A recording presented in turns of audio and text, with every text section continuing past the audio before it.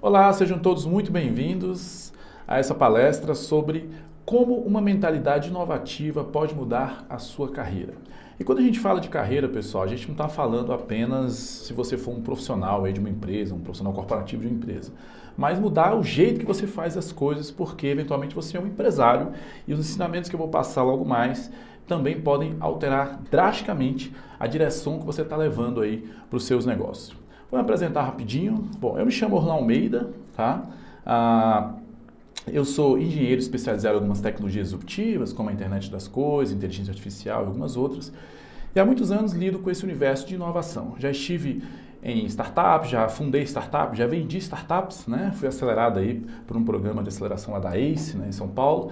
E tive contato aí com esse universo de inovação do lado de lá, né? Depois de uns anos, com mais experiência, eu passei a trabalhar em outros projetos e ajudar empresas de todo tamanho com seus projetos de inovação, né? Porque inovação não é só tecnologia, que é a minha grande área de atuação, mas também uma forma geral de você mudar as coisas como você faz hoje, né? A gente vai comentar sobre isso já já. Bom, falando aqui rapidamente do nosso cronograma, né? Vou abordar aqui praticamente 5 itens, tá? Essa é uma palestra um pouco mais longa, mas aqui a gente vai compactar para ficar um pouco mais leve aí para o pessoal entender o princípio do que é inovar na prática do dia a dia. Bom, primeiro, por que inovar, né? A gente vai falar muito sobre isso. Por que inovar? Por que a gente tem que trabalhar com essa questão da inovação? Por que a inovação é importante hoje em dia? Como funcionam as organizações inovadoras, né? Por quê? Porque é onde a gente navega, seja você um empresário ou você um profissional corporativo, esse é o ecossistema, o ambiente que você vai navegar. Então, a partir disso, você precisa entender como funcionam as organizações inovadoras para você, eventualmente, dar sugestões da organização que você está ou mudar o jeito que você faz os seus negócios, né? Quais as competências de uma pessoa inovadora, né? Eu vou apresentar aqui alguns estudos que mostram algumas competências aí cognitivas e até comportamentais, né, que as pessoas precisam ter baseado na observação de inovadores clássicos como Steve Jobs e muitos outros. Como devo olhar para a tecnologia nesse cenário? Tecnologia, ela não deve ser jamais ignorada, né? Tem muita gente que tem medo de tecnologia, tem muita gente que não gosta de tecnologia, né? Mas a tecnologia, ela é o meio para tudo isso acontecer, essas revoluções que nós estamos vendo e principalmente, vamos dizer que algumas empresas estão morrendo porque não estão sabendo utilizar muito bem as tecnologias. E, claro, como eu me torno, né, um inovador, como eu me torno esse cara aí da inovação. Então, vamos começar com a pergunta clássica. Por que inovar? A inovação ela é o sangue vital que corre aí nas veias da economia global, né? É uma prioridade estratégica para quase todos os CEOs do mundo. Se eu não me engano, uma pesquisa feita com 1.500 CEOs pela IBM identificou que a capacidade inventiva, a capacidade criativa é a habilidade número 1 de todo executivo do futuro, né? Só que esse futuro já chegou. A gente está no momento em que a gente precisa mudar a forma como a gente faz as coisas e vamos lembrar um pouquinho da história, né? Muitas empresas se destacaram aí desse universo e acabaram ganhando grandes mercados. Foi o caso da Apple com seu iPod, que desbancou o Walkman da Sony, né? Foi o caso do Airbnb, que está desbancando os hotéis. Foi o caso de empresas que não tem muito a ver com tecnologia, né? Como é o caso do Starbucks, que desbancou aí cafeterias tradicionais porque passou a trazer uma experiência nova e muitas outras, né? Ok, eu entendo que todos esses casos e ideias criativas e tudo isso foi feito por pessoas criativas, né? Que trouxeram grande vantagem competitiva para suas organizações e com isso fizeram grandes alterações aí no mercado, tiveram grandes ganhos de modo geral. Então a pergunta de $1 milhão talvez seja como eles conseguiram fazer isso. E a pergunta de 100 milhões é como eu consigo fazer isso também, como eu consigo me tornar alguém inovador. Mas a gente está falando de inovação, mas vamos pensar o seguinte, o que é inovação mesmo, né? Muita gente confunde ainda, eu vou passar rapidinho. Tudo começa com uma ideia, né? Vocês observarem aqui o slide, tudo começa com uma ideia, né? Normalmente uma ideia nova, né? Uma ideia de alguma coisa que já estava funcionando ou não estava funcionando muito bem e você quis alterar. Essa ideia ela tem que ser colocada em prática, ela tem que ser trazida aí para o mundo real na forma de um produto ou na forma de um processo novo, tá? Só que ainda não aconteceu uma inovação. Aqui aconteceu o que a gente chama de invenção. Esse é o processo de invenção. Então, inventar algo ainda não é inovar, ainda não é ser inovador. Para que uma invenção se torne uma inovação, é necessário que você leve essa invenção para o mercado, a gente está aqui no contexto corporativo, para o mercado, e a partir da exploração comercial bem sucedida, ou seja, você impactou ali um grupo, né? aconteceu o processo de inovação. Então, algumas definições trazem como inovação é o uso comercialmente bem-sucedido de uma invenção, que eu acabei de mostrar. Inovação pode ser visto como uma mudança no comportamento de agentes, né, do mercado, como fornecedores e consumidores de qualquer coisa. Né, uma definição do Peter Drucker que eu gosto bastante. Pense no caso da Netflix, né, que mudou o comportamento dos fornecedores, dos consumidores, dos filmes. Então, isso é inovação. E a gente precisa entender que o mais importante é que inovação, gente, no fim das contas, é quando acontece, tá? Inovação, eu gosto de uma definição muito legal que diz que inovação é quando a criatividade começa a emitir nota fiscal. Eu acho essa definição fantástica porque tem tudo a ver com a gente.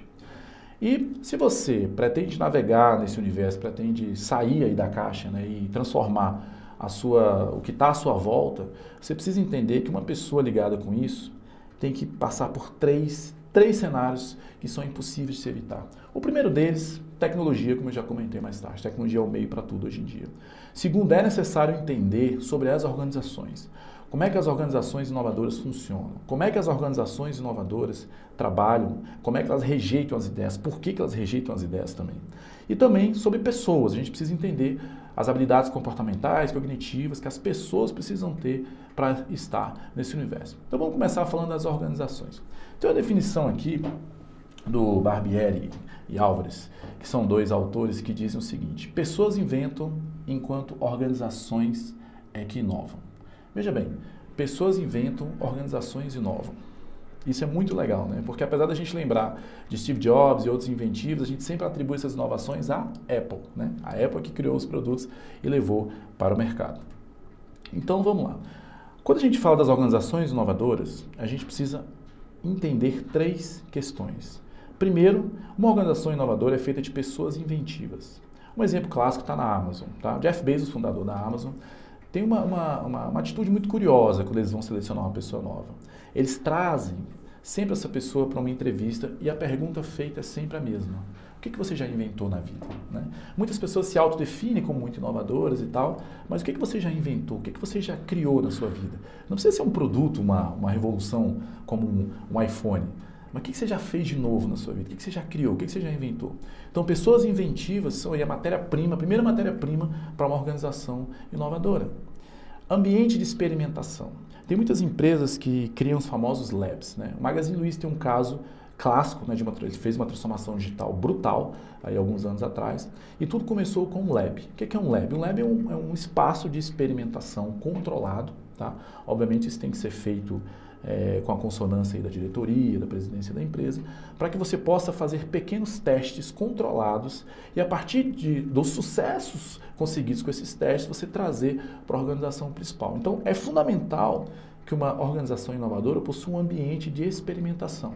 Tem empresas que são extremas, como a Amazon, por exemplo, dedica um dia, eu acho que um dia o funcionário pode tirar para mexer nas coisas dele, para criar coisas novas, usando toda a infraestrutura da empresa, usando os laboratórios, tudo que tem lá disponível. Você não precisa chegar nesse ponto, mas é necessário ter um ambiente específico para experimentação de ideias. Um ambiente com pessoas capacitadas para testar pequenos processos, para ver se isso funciona e a partir disso trazer para o modo principal. A gente vai falar mais sobre isso, tá? E o terceiro ponto, claro, é cultura. Muito se fala de cultura de inovação, mas a verdade é que toda vez que se tenta implantar uma cultura, você tem sempre aquele choque, né, com o que já acontece hoje na empresa.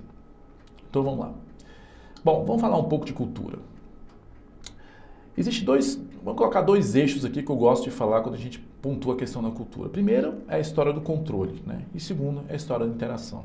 Então, quando a gente pensa ali numa cultura que a gente chama de contraproducente, você não tem nenhuma interação e você não tem praticamente nenhum controle. Então, seria uma baderna, por assim dizer, né? E aqui só do ponto de vista ilustrativo, claro que nenhuma empresa segue dessa maneira, mas dá para ilustrar bem. Aí existe a famosa cultura do comando-controle, ou seja, manda quem pode, obedece quem tem juízo. É uma estrutura rígida, onde você tem muito controle e pouquíssima interação.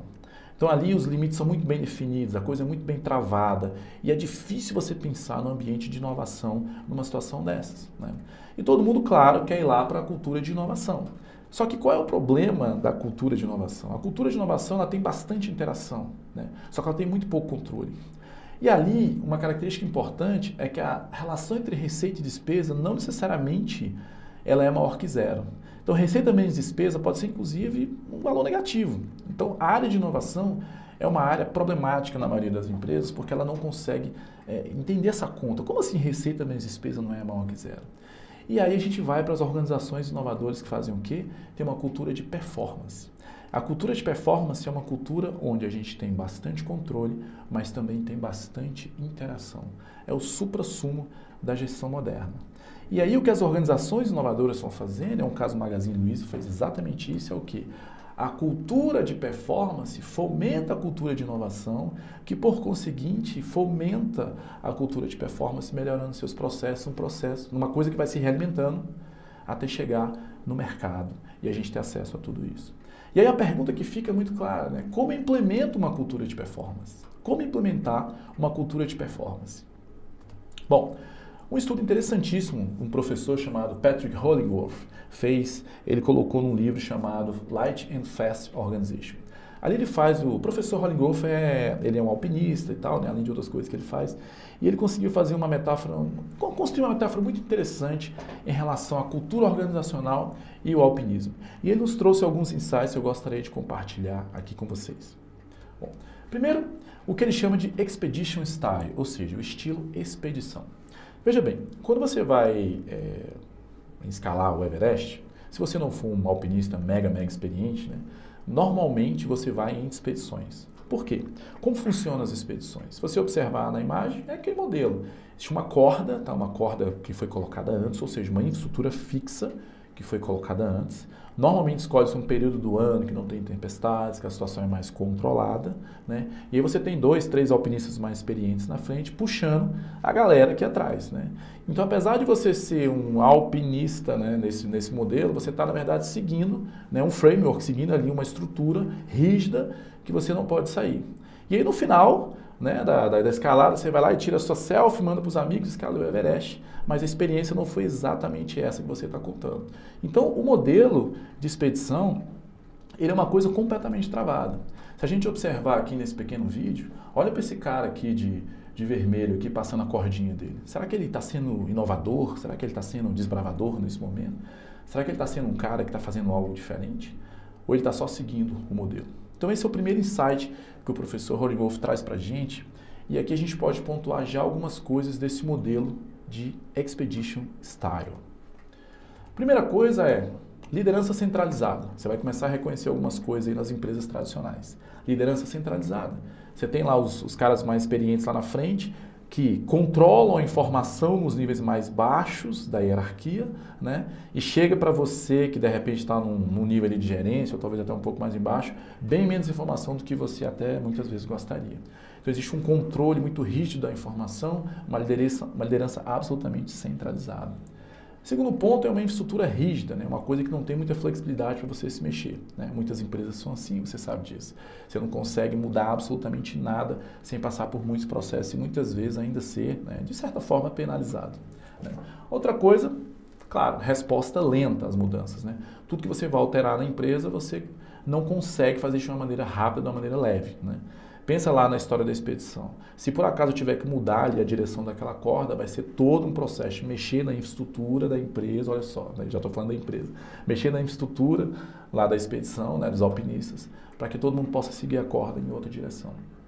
Aversão ao risco, né? Você tem um controle completamente externo das dificuldades, você não tem controle muito bem das coisas internas, apesar de você tentar o máximo possível controlar, você está completamente à mercê das variações externas de mercado e outras coisas. Em outras palavras, esse modelo de Expedition Style preza sempre pelo que a gente chama de status quo. O cara quer estar numa estrutura fixa, numa esteira, onde ele tem começo, meio e fim, sabe exatamente o que vai fazer, para onde vai e tudo mais. Só que isso tem uma consequência, que muitas vezes é a morte dessa organização, ou às vezes o fim do seu emprego e você é pego totalmente de surpresa. A gente também vai falar um pouco mais sobre isso. Por outro lado, tem o que a gente chama de Alpine Style, ou seja, o estilo alpinista. Na Suíça é um dos lugares mais tradicionais, tá, em relação aos alpinistas. E aí, em 1938, né, um grupo resolveu escalar a face norte de um monte lá super alto chamado Eiger, com quase 4 km de altura, 4 metros de altura. E eles levaram aí no estilo expedição, isso foi em 1938, levaram aproximadamente 96 horas. Então 96 horas para escalar a face norte ali desse monte e tudo mais, que foi uma coisa uau na época, ninguém tinha feito. E por muitos, muitos anos eles foram, né, agraciados e chamaram muita atenção da mídia, chamaram muita atenção desse universo de alpinismo e tudo mais. Só que aí, em 2008, um cara chamado Uli Steck apareceu com um estilo novo. Ele resolveu subir a montanha sozinho. Tudo bem que ele levou ao extremo, né, o estilo alpinista. Ele foi completamente do lado oposto do estilo da expedição e ele resolveu subir essa montanha sozinho. E aqui tem um videozinho rápido que eu vou passar para vocês que mostra um pedacinho de como é que ele estava fazendo isso.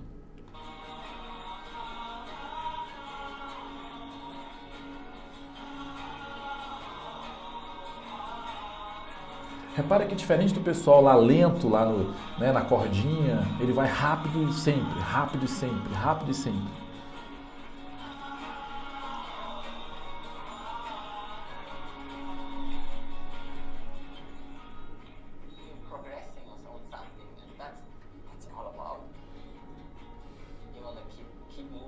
Veja bem, que ele fala que tudo que importa é o progresso, tudo que importa é avançar cada vez mais, continua indo, continua indo. Então vocês conseguem ver que é uma motivação intrínseca dele, uma motivação interna dele, né? Ele se automotiva para chegar lá, é diferente do estilo expedição, que fica uma corda, todo mundo seguindo, aquela coisa meio rotineira.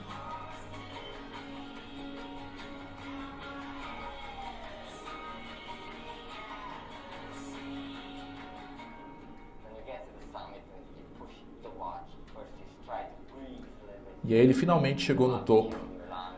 E quando ele parou, ele está dizendo que quando ele parou, finalmente chegou para o topo, puxou um ar para os pulmões, olhou para o relógio para saber quanto tempo tinha demorado e ele não acreditou. Ele não acreditou quanto tempo levou para subir a face norte do Monte Aigul. Tenho certeza que vocês estão curiosos para saber, né? Lembra que a primeira expedição levou 96 horas. E o Uli Steck chamou a atenção do mundo todo porque ele fez o mesmo percurso em 2 horas e 47 minutos. É isso mesmo, 2 horas e 47 minutos. E aí a pergunta que fica é como é que ele fez isso, né? Como é que ele conseguiu fazer essa coisa, né? Bom, claro que ele levou ao extremo o estilo, o alpine style, o estilo alpinista que a gente está comentando. Na prática, hoje em dia, esse estilo geralmente ele é feito por 2 pessoas, né? Ou poucas pessoas, né? No que a gente chama no estilo light and fast. Ou seja, ele conseguiu fazer esse percurso em 2 horas, porque uma vez que ele não ia dormir, ele levou pouco equipamento, uma vez que ele, né, se automotivava, não tinha que esperar ninguém, não tinha que ficar preso ali na infraestrutura física, ele se adaptava conforme a coisa aparecia, ele conseguiu ir mais e mais rápido, e cada vez que ele avançava, ele ficava mais motivado, e isso fez com que ele batesse todos os recordes e por muitos anos fosse agraciado até sofrer um acidente no futuro, né, que eu não vou comentar aqui agora. Mas na prática, pessoal, qual é o barato do estilo alpinista? Você tem, imagina 2 pessoas. 2 pessoas subindo a montanha. Elas normalmente estão presas por uma corda também. Só que aqui a coisa muda. Por exemplo, de repente um dos alpinistas é melhor na parte de gelo. Então ele toma a liderança naquele momento. É ele que leva o companheiro. Ele que diz como é que a coisa vai. Em outro momento, de repente, é uma área mais de rocha. E aí o segundo alpinista que toma a liderança. Então aqui, as habilidades de cada um são colocadas na frente conforme a demanda. Então, você tem sempre o melhor para tomar a decisão em relação à sua especificidade, entende? Então aqui a gente começa a perceber algumas diferenças fundamentais que o professor Hollingworth explorou muito, muito bem no livro. A pena que o nosso tempo é limitado, senão eu ia falar mais sobre isso. Primeiro, uma liderança distribuída, né? Você tem a questão da automotivação. A resposta é rápida, quer dizer, você se adapta ao que está acontecendo ali. Você não tem medo do risco, ao contrário, você percebe a complexidade da montanha, as variações que estão acontecendo e sobrepõe aquilo, porque você não só não precisa estar numa estrutura fixa, isso é importante, como também é capaz de mexer na sua direção a todo momento. Você pode corrigir a sua rota a todo momento, coisa que não é possível fazer numa empresa tradicional. Uma vez que foi feita a reunião e definidos os passos, é meio que aquilo mesmo e raramente você consegue mudar. Então, enquanto o Expedition Style te prepara para uma coisa só, o Alpine Style te prepara para qualquer coisa. E esse foi o grande, assim, eu acho o grande insight que ele deu aí nessa observação que ele fez no livro Light and Fast Organizations. Então, a maneira de uma organização criar uma cultura de performance é ela ser light and fast, ou seja, liderança distribuída, rápida resposta nas coisas, sem muita burocracia e o mais importante de tudo, é uma abordagem que tenta sempre absorver a complexidade do momento, não recusar ou tentar controlar, mas absorver a complexidade, aceitando as coisas como elas são e tentando se ajustar em tempo real. Por mais que pareça contraditório, é assim que as empresas de grande performance estão fazendo. E aí, a gente tem que voltar e falar um pouco sobre tecnologia. Ok, já entendi o cenário corporativo. Agora eu preciso entender sobre tecnologia. Muita gente fala sobre tecnologia de modo negativo. Ah, tecnologia isso, tecnologia aquilo. Ou então, eu não gosto de tecnologia, eu não quero entender sobre tecnologia. Eu sou um administrador de empresas, ou eu sou, de repente, um cara da área de humanas ali, eu não gosto desse negócio de tecnologia. Mas a verdade é que a tecnologia não tem como estar muito fora da sua realidade e você vai entender um pouco melhor por quê. Primeira coisa que é importante a gente entender é um fenômeno chamado defasagem do pensamento linear. Nós somos seres lineares. Nós contamos o tempo de forma linear, tentamos sempre prever o que vai acontecer nos próximos momentos, né? Ou seja, um sistema linear é aquele que a entrada e a saída elas são previsíveis. Normalmente a saída ela é proporcional à entrada numa razão fixa, né? Então isso é um sistema linear. E o pensamento humano trabalha assim. Só que a evolução tecnológica não trabalha assim. A evolução tecnológica trabalha de uma forma que a gente chama de exponencial, uma curva exponencial. Toda evolução tecnológica trabalha numa curva exponencial. E quem observou isso a primeira vez foi um cara chamado Gordon Moore, que é o fundador de uma das maiores empresas do planeta, que é chamada Intel, que fabrica aí a maior parte dos processadores de todos os computadores, provavelmente o que você está usando neste momento, né? Ele percebeu lá nos anos 70 que a relação entre a quantidade de poder de processamento e o preço das coisas iam caindo a cada 2 anos. Então, a cada 2 anos eu dobrava a capacidade computacional e o preço caía pela metade. No ano seguinte, dobrava de novo e o preço caía pela metade de novo, né? Essa é a razão pela qual um smartphone aí na sua mão hoje tem milhões de vezes mais poder de processamento do que um computador da NASA que levou o homem à Lua. Porque a gente tem uma dificuldade de perceber o pensamento exponencial, a gente tem uma dificuldade de perceber o crescimento exponencial. E para isso ficar claro, eu vou te dar um exemplo que não tem nada a ver com tecnologia. Uma das lendas aí da criação do xadrez conta que há algum tempo atrás um imperador, né, um entediado, pediu a um dos seus ministros, né, para lhe criar alguma coisa para tirar do tédio. E um desses ministros criou um jogo chamado xadrez. O xadrez, não sei se vocês conhecem, né, possui um tabuleiro, possui 64 casas, tem ali as peças que você trabalha e tudo mais. Só que, na hora de fazer o pagamento, o imperador ficou tão feliz que ele falou, olha, eu queria te pagar o que você quiser, peça o que você quiser. Esse jogo é maravilhoso, peça o que você quiser que lhe será dado. E esse ministro, que por acaso também era matemático, né, chegou para o imperador e disse, ok, eu queria o meu pagamento em arroz, mas eu queria da seguinte forma, 2 grãos de arroz, 1 grão de arroz na primeira casa de xadrez, 2 grãos de arroz na segunda casa de xadrez. Na terceira casa de xadrez eu quero o dobro da segunda, ou seja, 4 grãos de arroz. E na próxima casa o dobro da anterior, 8 grãos de arroz. E assim sucessivamente. Então, em cada casa de xadrez, a partir da primeira, eu quero uma quantidade sempre o dobro da quantidade anterior. Bom, esse imperador pensou, nossa, esse ministro não é muito inteligente. 64 casas, de grão em grão, 1 grão, 2 grãos, 4 grãos, 8 grãos. No final vai dar algumas xícaras de arroz. Só que no final, o número impressionante de 9 quintilhões, mais de 9 quintilhões de grãos de arroz eram necessários para preencher a 64ª casa. Ou seja, é um impressionante número de 92 bilhões de aviões carregados de arroz. Em outras palavras, pessoal, esse imperador estava entregando todo o seu reino para o seu ministro. E eu tenho certeza que nenhum de vocês conseguiu perceber, ou quase nenhum de vocês, né, vamos deixar assim, conseguiu perceber que no final daria um número tão impressionante como 9 quintilhões de grãos de arroz.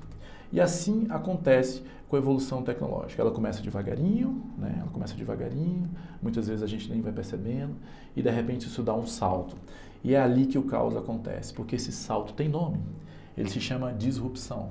E nós estamos exatamente no início das curvas de disrupção. Vocês estão ouvindo falar sobre inteligência artificial, chegou aí na hora da disrupção da inteligência artificial.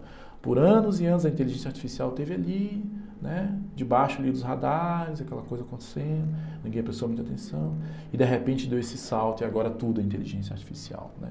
Então aqui a gente já pode tirar o primeiro insight. Quando uma tecnologia se torna digital, ela sempre evolui em uma curva exponencial. Não é diferente, tá? Isso é um estudo feito desde 1900, né, por um pesquisador chamado Ray Kurzweil, que percebeu que toda tecnologia digital cresce em uma curva exponencial. E aí, muitas vezes, com esses crescimentos, né, inesperados, acontece um fenômeno que a gente chama de Black Swan Theory. O que é Black Swan? Ou efeito cisne negro, né? Em 2007, esse autor, chamado Nassim Taleb, construiu essa teoria em cima do cisne negro. O evento cisne negro é um evento que não conseguimos prever a sua chegada, né? A gente só consegue entender depois que ele acontece, né? E muitas vezes o que ocorre com o cisne negro é que ele acaba impactando outros mercados, outros segmentos que não tem nada a ver com o evento principal. Então a teoria do cisne negro refere-se a eventos difíceis de prever, né, no curso normal da história, dos negócios, enfim. Só que esses eventos eles são considerados outliers, ou seja, não existem dados do passado que possam corroborar, prever que isso vai acontecer em algum momento presente ou futuro. Um exemplo clássico, né, da teoria do cisne negro é o lançamento do iPhone. Ninguém esperava, né, que o iPhone fosse esse sucesso que foi, enfim, que o smartphone, né, dessa maneira que Steve Jobs construiu, chegasse a tal ponto, né? Então, na prática, essa inovação radical, né, inovação radical é aquela, só para conceituar, que cria um novo mercado, né? Ela mudou completamente a forma como todos nós trabalhamos. E como eu comentei, um efeito cisne negro atinge aí coisas que não tinham nada a ver com o seu segmento principal. Por exemplo, a Kodak. Todo mundo sabe da história da Kodak, era uma empresa, né, líder aí mundial na questão das fotografias analógicas, etc. Mas o que pouca gente sabe, de repente, é que a Kodak foi fundada em 1826. Gente, uma empresa fundada em 1826 morreu em apenas 4 anos. Uma empresa fundada antes da abolição da escravatura no Brasil morreu em apenas 4 anos depois que Steve Jobs lançou o tal do iPhone. Lá em 2007 isso aconteceu. E o mais impressionante, eu acho que não é isso. O mais impressionante é que quem criou a câmera digital foi um engenheiro chamado Steven Sasson, da própria Kodak. Então veja bem, a primeira câmera digital era esse trambolho aí que vocês estão vendo. Tá? Você precisava ficar 23 segundos na frente da câmera para tirar uma foto. Ela tinha uma impressionante resolução de 0,01 megapixel, né?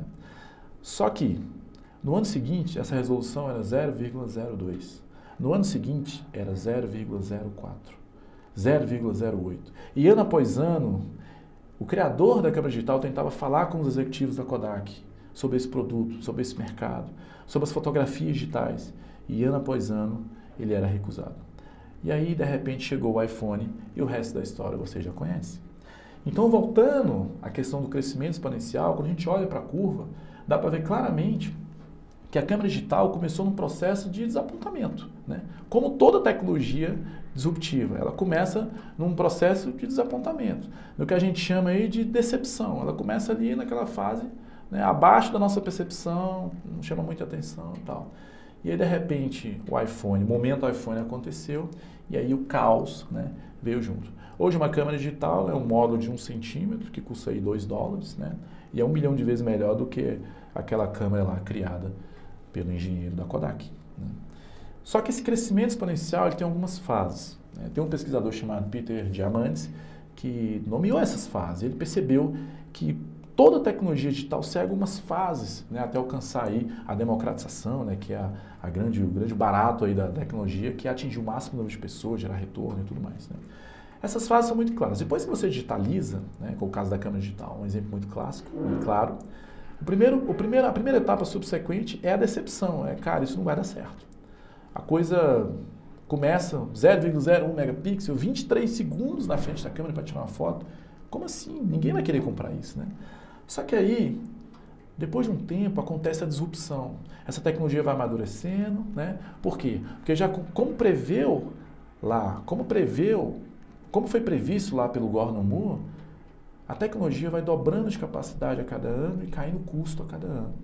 Então essa câmera começou com 0,01, 0,02, 0,04. Em algum momento aconteceu a disrupção. E aí quando acontece a disrupção, o próximo passo é a câmera ser desmaterializada, ou seja, ela virou um módulo num smartphone. A partir disso ela caiu o custo, né? Uma câmera digital é uma fortuna, agora é um módulo de $2 no smartphone. E a partir daí democratiza, na hora que cai o custo democratiza, mais e mais pessoas acessam.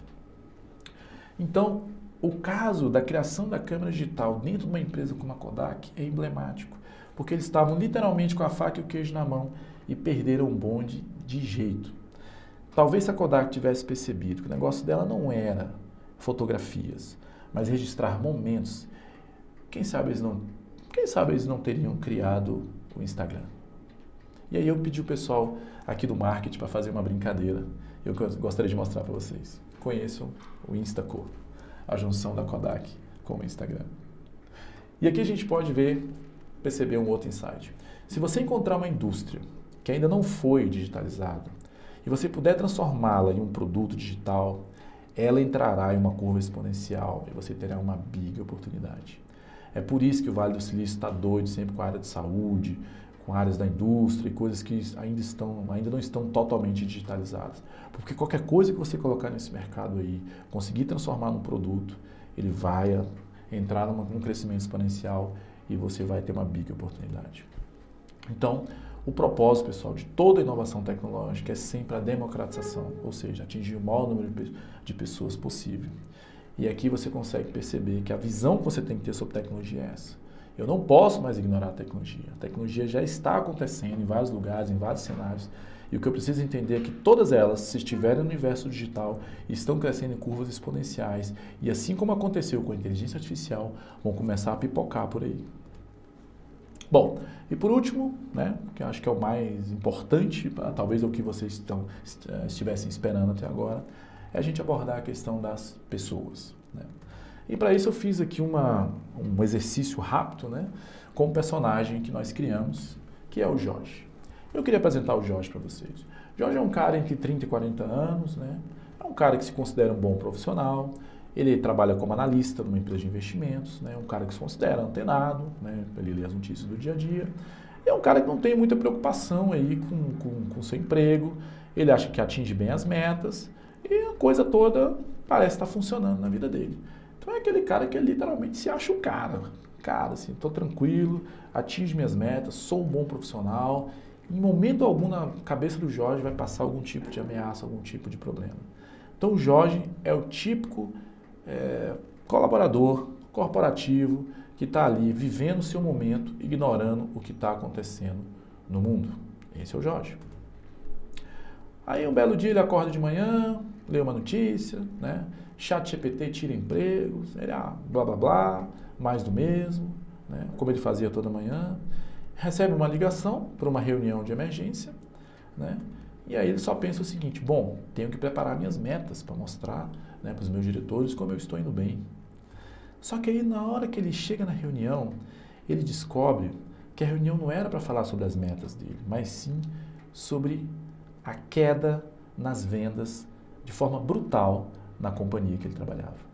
E aí ele ouviu o que nenhum colaborador gosta de ouvir: vamos ter que fazer cortes. Cara, e agora? Essa tal ferramenta de inteligência artificial que ele tinha ouvido falar, já tinha lido várias vezes sobre ela, nunca deu importância, agora parece que estava tirando empregos, mudando completamente o cenário das empresas de investimento. E a primeira reação dele foi o quê? Foi tentar aprender sobre isso, né? E ele começou a se deparar com termos como inteligência artificial, modelo de linguagem natural, engenharia de prompt. E aí, no alto da madrugada, o desespero bateu e ele chegou àquela conclusão, né? Que a coisa não estava muito boa. E aí? Será que ele começou a pensar: quanto é que eu valho na empresa de verdade agora? E agora que tudo mudou, quanto é que eu valho? Quanto é que você vale? Já pensou sobre isso? Quanto você pensa? Enquanto isso, em outra realidade, conheçam o Jorge 2. O Jorge 2 também, entre 30 e 40 anos, o mesmo perfil social. Só que ele não é um cara que acha que está seguro na empresa. Na verdade, ele nem pensa sobre isso. Todo dia ele pensa o que está acontecendo com o mundo. Como as coisas, todo dia ele fica maravilhado. Como as coisas estão mudando para melhor. Esse é o Jorge 2. E de repente ele se depara com a mesma notícia: ChatGPT tira empregos. Mas ao invés de ignorá-la, ele pensa: está aqui uma oportunidade. E ele recebe uma ligação para uma reunião de emergência e pensa: vou aproveitar para falar sobre a minha ideia. E lá na reunião, mesmo ouvindo que vamos ter que fazer cortes, o Jorge II não estava preocupado, porque ele sabia já há bastante tempo que o seu mercado, que a sua empresa, que a sua área de investimentos ia ser impactada muito brevemente por uma ferramenta tecnológica, como é o caso da inteligência artificial. E agora, quem você é? Você é o Jorge I ou você é o Jorge II? Pare e pense um pouquinho sobre isso. Quem é você? Será que está errado ser o Jorge I? Será que eu só consigo seguir se eu for o Jorge II? E o mais importante, o que faz o Jorge II um cara que não se preocupou quando ouviu que iam ocorrer cortes na empresa? Vamos tentar fazer um paralelo aqui rápido. Bom, enquanto o Jorge I estava seguro de si, estava pensando que ele era o cara, as metas estavam em dia, estava tudo certo, o Jorge II estava vislumbrado com a realidade, estava questionando o que mais vinha por aí, estava pensando e questionando o que ele poderia fazer com o que ele sabia sobre essas novas ferramentas para o seu contexto corporativo. Em outras palavras, o Jorge II estava num processo de questionar a sua realidade, sair do status quo, não achar que estava no momento seguro, questionar o que estava acontecendo e tentar associar isso à sua realidade. Enquanto o Jorge I lia as notícias quase como com tédio, mais uma ferramenta tecnológica que altera o mundo, o Jorge II via oportunidades. O Jorge II olhava aquilo com mais atenção. Em outras palavras, ele estava exercendo uma característica chamada observar. Característica comportamental de observar. Enquanto o Jorge I estava desesperado, tentando aprender sobre a tal ferramenta que chegou agora, o Jorge II já estava fazendo experimentos com a nova ferramenta, porque ele já tinha conhecido ela há bastante tempo. Ele já estava testando essa ferramenta há semanas. Por isso que ele estava tão seguro que poderia apresentar uma ideia que mudasse os rumos da companhia. Em outras palavras, o Jorge II estava exercendo uma habilidade comportamental de experimentar. E por fim, enquanto o Jorge I se isolou, desesperado no seu canto, pensando o que eu vou fazer daqui para frente, Jorge II foi conversar com seus colegas sobre isso. Jorge II foi bater papo com pessoas de diferentes áreas, falando sobre suas ideias e como aquilo poderia impactar a companhia. Em outras palavras, ele foi exercer o que a gente chama de networking.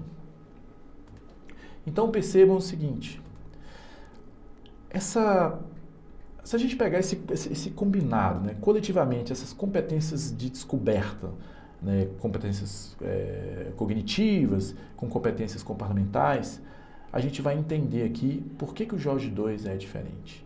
Então, essas competências comportamentais de questionar, observar, experimentar e networking, mais uma competência cognitiva de fazer a associação de tudo isso, é o que alguns pesquisadores chamaram de o DNA do inovador. O DNA do inovador. Então, para conseguir entrar nesse cenário de um inovador, eu preciso ter essas características. Eu preciso questionar o que está acontecendo. Eu preciso observar com mais calma aquilo que eu estou lendo. Eu preciso fazer experimentos com coisas novas para me dar insights. Eu preciso conversar com pessoas em eventos, em momentos de network com pessoas de diferentes áreas para que eu possa ter novas ideias. Foi isso que o Jorge II fez. E aí talvez a grande pergunta seja, mas como é que eu me torno alguém inovador nesse cenário tão complexo aí que está impulsionado pela tecnologia? Como é que eu adquiro essas competências? Como é que eu entendo melhor a relação dessas competências com a tecnologia e levo isso para as organizações, que é o nosso propósito aqui? Bom, tem algumas coisas, alguns conteúdos que você tem que absorver, né? O primeiro deles eu gostaria de falar desse livro fantástico chamado Mindset, né, de uma pesquisadora chamada Carol Dweck. Carol Dweck ganhou aí atenção nos últimos anos porque ela trouxe um estudo, ela começou com crianças lá do primário e tal, depois expandiu isso bastante, que mostra, né, por A mais B, que as pessoas podem continuar evoluindo. Ela faz um estudo um pouco mais aprofundado, que é a questão de conexões com o cérebro e tudo mais, mas a grande descoberta é que as pessoas podem continuar evoluindo. A gente pode, qualquer pessoa pode, adquirir novas habilidades, novas skills aí e com isso conseguir mudar completamente o seu status quo, o jeito que você está levando as coisas hoje. Então o Mindset é um livro muito interessante que fala de mentalidade de crescimento. Como é que eu consigo ter essa mentalidade de crescimento? Outro livro bacana, esse Zero to One aí, Zero to One, né, na verdade, ele foi assim, eu acho que foi divisor de águas, né, para alguns, né? Porque o autor, ele traz lá ele ensina sobre empreendedorismo no Vale do Silício, né? Muita gente tem aí o Vale do Silício como referência, mas ele faz de uma maneira muito bacana porque ele traz isso não como uma forma mágica, né? Mas com insights reais de como é que você pode construir coisas novas, né? Coisas novas, trazendo conhecimento de lá, sem entrar nessa armadilha de que existe uma fórmula mágica para isso tudo. Claro, tem um livro Light and Fast que eu comentei agora há pouco, né, onde o professor Patrick Hollingworth faz aí uma referência bem longa sobre como, né, fazer com que as empresas tenham esse meio leve, né, e rápido de agir e, por conseguinte, transformar os seus negócios na velocidade que o mercado precisa. Né. Outro livro muito interessante, The Seventh Sense, né, ou seja, o Sétimo Sentido, é um livro, cara, ele é muito diferente de um livro corporativo normal, porque ele fala como é que você navega nesse novo cenário do aumento da complexidade, né? Existe até uma expressão chamada VUCA, né, que foi trazida pelo exército americano, né, que fala do mundo volátil, complexo, incerto, ambíguo, né? Só que ele aborda isso de uma maneira muito mais pontual aí no universo corporativo e nos traz aí a capacidade de perceber que esse mundo complexo tem um jeito de você navegar dentro dele e, por conseguinte, esbarrar menos na questão da ambiguidade dos negócios, da volatilidade dos negócios e por aí vai. Outro livro muito bacana é esse livro do Kevin Kelly, chamado Inevitável. Tá? Inevitável, ele fala aí de 12 forças tecnológicas que transformarão o mundo, né? Então ele não fala de tecnologia especificamente, mas ele fala de forças tecnológicas, fala de tendências, né? E uma delas é muito legal, que ele chama de cognificar, né? A tendência do mundo de cognificar tudo. Cognificar nada mais é do que colocar inteligência em todos os objetos do dia a dia. Muito curiosamente, a gente está vivendo agora, né, essa fase, né, não dos objetos, apenas das aplicações, né? Hoje em dia você tem um Photoshop aí que o pessoal está usando, já usa inteligência artificial e acelera demais o seu trabalho. Então, cognificar as ferramentas do dia a dia, os objetos do dia a dia, é uma coisa que já está acontecendo e outras 11 forças, né, outras 11 tendências são abordadas nesse livro, que também é muito interessante. E, para quem não gosta só da parte corporativa, tem o Caos Criativo, nos livros mais legais aí, para quem gosta de entender um pouco mais sobre a criatividade, onde esse autor chamado Tim Herford, né, explora como a desordem e a improvisação podem ser caminhos para a criatividade e inovação, né? Em nossas vidas pessoais, né, a gente acaba achando que tem que ser tudo organizadinho e tal, mas o autor explora aí, né, e oferece exemplos e insights sobre como a confusão e a improvisação podem ser ferramentas valiosas para enfrentar os desafios e encontrar soluções inovadoras, né, e um mundo que está complexo e constante, né, na questão da sua mudança, né.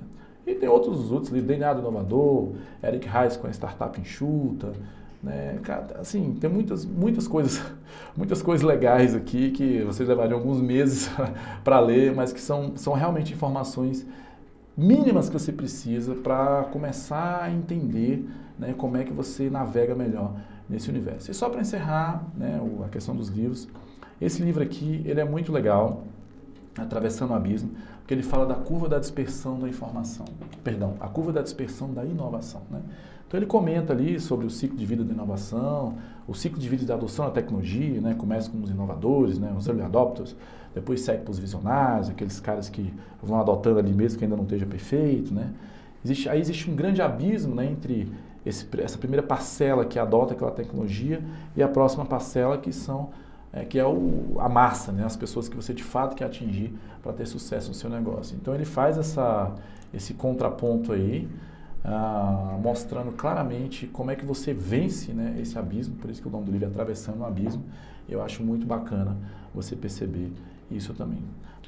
Bom, como vocês viram, tem muito conhecimento. E se você parar hoje para estudar tudo isso, certamente vai gastar alguns meses e talvez não atinja aí todo esse material a tempo, sobretudo na velocidade que as coisas estão acontecendo hoje em dia. Foi então que nós, da Giant Inovação, em parceria com a Insanigax, criamos o curso Eu Futuro, que compila todo esse conhecimento de uma maneira prática para você aplicar aí no seu dia a dia, seja você um profissional corporativo ou um empresário. E o mais legal é que estamos com uma super oferta de lançamento com um precinho super especial para você não perder essa oportunidade.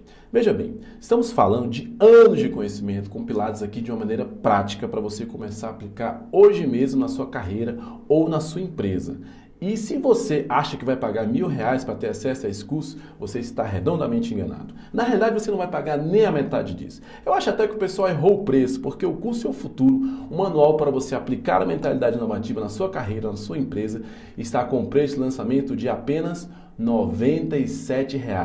É isso mesmo, por menos de R$100 você terá acesso a um conhecimento que levaria meses para ser adquirido e que com certeza fará uma enorme diferença na sua vida profissional. Mas lembre-se que este valor promocional é uma oferta especial e limitada.